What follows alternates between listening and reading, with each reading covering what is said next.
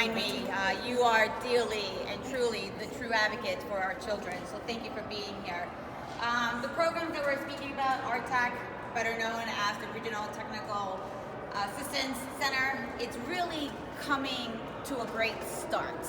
You have done so much in the little time that you have been in existence, and that was, and you know, sometimes we do need to pat ourselves on the back, and that was due to the championship of Assembly Member Salages and myself to really bring to light the need of childcare on Long Island. It is really unfortunate that 10% of our 4-year-olds are entitled to pre-K access on a part-time basis, and then only 35% of our 4-year-olds on a full-time basis, while New York City has all of their 4-year-olds in universal pre-kindergarten programs.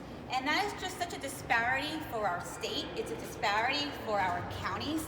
And I think it's time that we really put parity into our state when it comes to education. We talk about teaching our children in the future and so forth. This is where it starts. It starts in early education, it starts in early childhood. I cannot tell you, coming from an educator, the difference that I see when a child has been granted access to early childhood education and even early intervention services.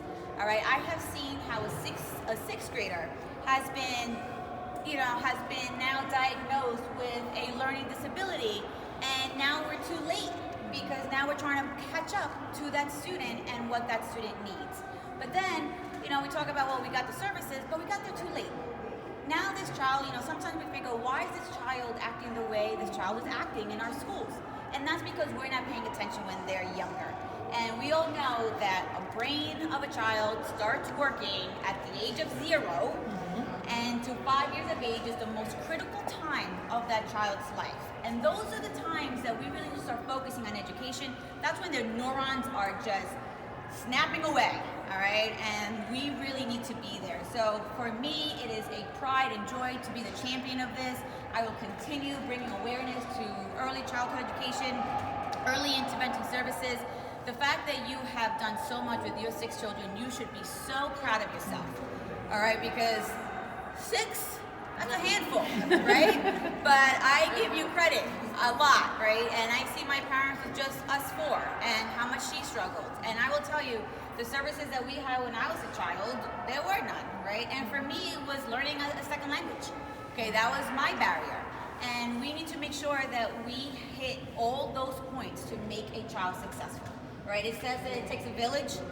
RTAC is part of that village as well, and it needs to be part of that village to make sure that we raise a child that will thrive in society, and aside from that, bring economic development to what we are doing here in our county. So thank you so much to all the advocates for just standing here behind me and beside me.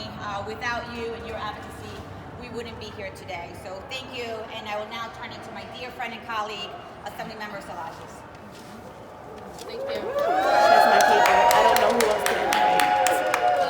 Thank you to Senator Martinez for being a partner and a champion. It's really great to have a partner in the other house, ensuring that we make investments in early childhood education. So from the bottom of my heart, thank you for what you do, and I